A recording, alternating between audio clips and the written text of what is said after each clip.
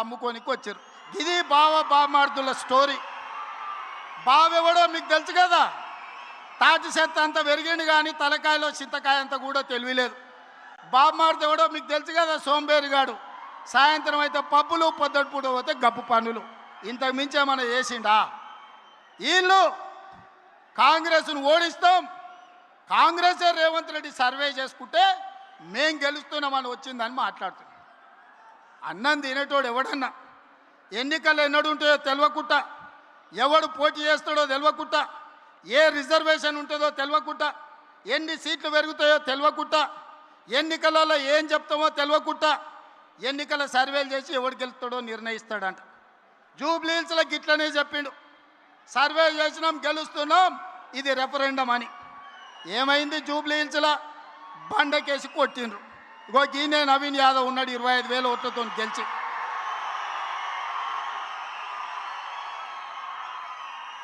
మనము పెళ్లికి band మేళమోని పిలుచుకుంటాం. Band మేళమోడు మనం ఏదో అడిగితే గదే దరువు వాయిస్తాడు. వీడు సర్వేలకు ఇచ్చేటోడు కూడా వాని సర్వేలు ఇచ్చి బ్యాండ్ మేళం వాయించమంటే వీనికి సంతోషం కలిగేదే వాయిస్తాడు తప్ప నిజము చేదుగా ఉంటుందని వాడెందుకు చెప్తాడు? అసలు వాళ్ళయ్యా ఆయల్లా రెండోసారి ప్రభుత్వం వచ్చినప్పుడు హరీష్ రావును మంత్రిని చేయనికే ఏడాది పట్టింది.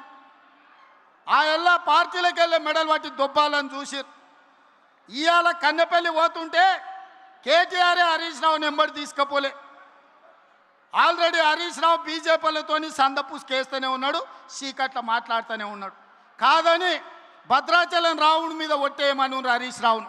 నేను బీజేపీలతో మాట్లాడతలేను, బీజేపీలకు ఓనని భద్రాచలం రాముడి మీద వాళ్ళ మేనమామ కేసీఆర్ మీద ఒట్టేసి హరీష్ని చెప్పమను.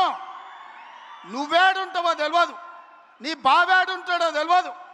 కేసులకు భయపడి నీ పార్టీని బీజేపీలో విలీనం చేస్తామని నీ చెల్లెలే ఒక పక్క నుంచి చెప్తుంది. మీ దొంగ సొమ్ము 1400 కోట్లు ఆంధ్ర కాంట్రాక్టర్ల నుంచి కొల్లగొట్టిరా నీ సొంత చెల్లెలే చెప్తుంది. సిగ్గులేనోడా, ఇన్ని నిజాలు ఇట్లుంటే తెలంగాణ ప్రజలు నీకు ఓటేస్తారు అనుకుంటున్నావా? మా అక్కలకి ఈయనే ఉండ్రు ఇందిరమ్మ చీరలు కట్టుకొని పాలపిట్టల లెక్క. మా అక్కలందరూ సిద్ధమవుతున్నారు. సలాకి ఎర్ర గాల్చి మీ శివరాసన్ లాంటి వాళ్ళకు వాతలు పెట్టాలని. మీ ఖమ్మంలో కానీ శివరాసన్ ఉన్నాడు తెలుసు కదా, తెలుసా? మీరు ఈడ పువ్వాడ అజయ్ అంటారు, హైదరాబాద్లో ఆయన ఒంటికన్ను శివరాసన్ అంటారు. అట్లాంటి వాళ్ళు చాలా మంది ఉన్నారు. వాళ్ళందరినీ కర్రు కాల్చి సలాకి కాల్చి వాతలు పెట్టడానికే మా అక్కలు సిద్ధమవుతారు.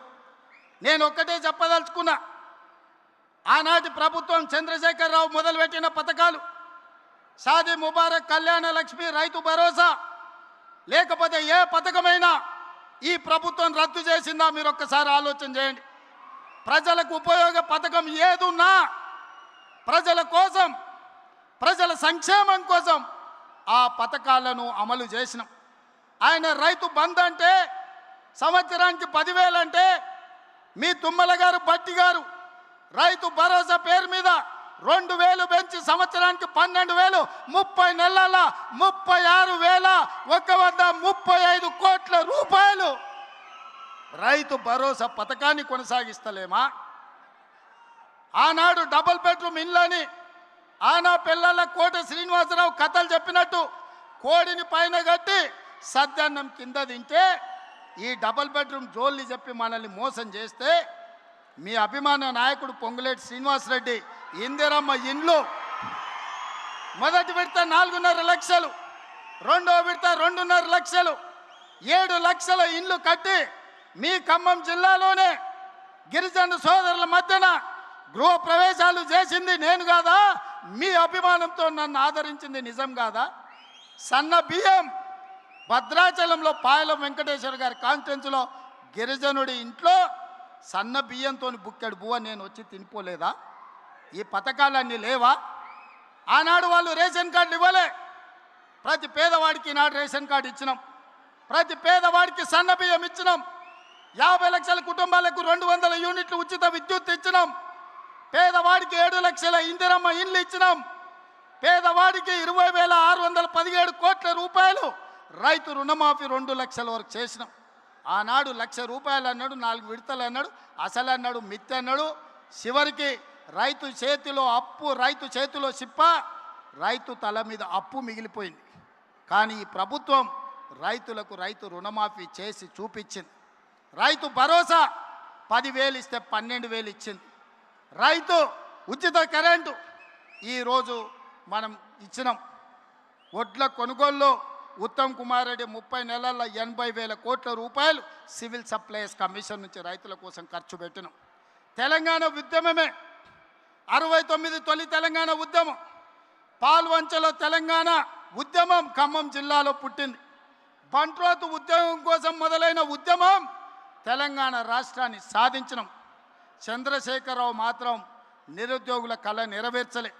ఈనాడు మొదటి సంవత్సరంలో 67,717 ప్రభుత్వ ఉద్యోగ ఖాళీలు భర్తీలు చేసి ఇంజనీర్లను, డాక్టర్లను, నర్సులను, పోలీసులను వివిధ శాఖల్లో ప్రభుత్వ ఉద్యోగాలు మనం భర్తీ చేసినాం.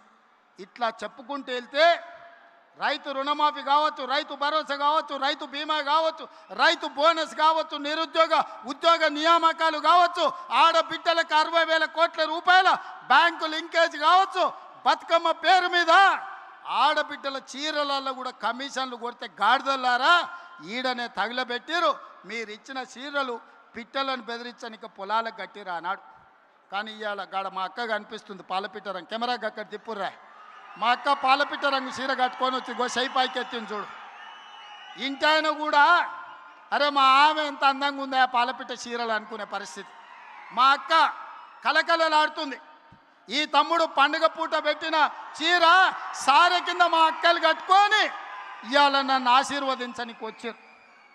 ఆర్టీసీలో ఆడబిడ్డలకు ఉచిత బస్సు ప్రయాణం 30 నెలల ఆడబిడ్డల కోసం 11,000 కోట్ల రూపాయలు ఖర్చు పెట్టి ఏ ఒక్కరు కూడా అమ్మగారింటికి పోయినా, అమ్మవారిని దర్శించుకున్న, రాములోరి దగ్గరికి పోయినా అనా పైసలు లేకుండా ఈరోజు ప్రయాణం చేస్తురా లేదా మా అక్కల్ని అడుగురి. అక్క కెమెరా మీద కనిపించేటోళ్ళు చెప్పురి, బస్సులు ఎవరన్నా రూపాయి అడిగినరా?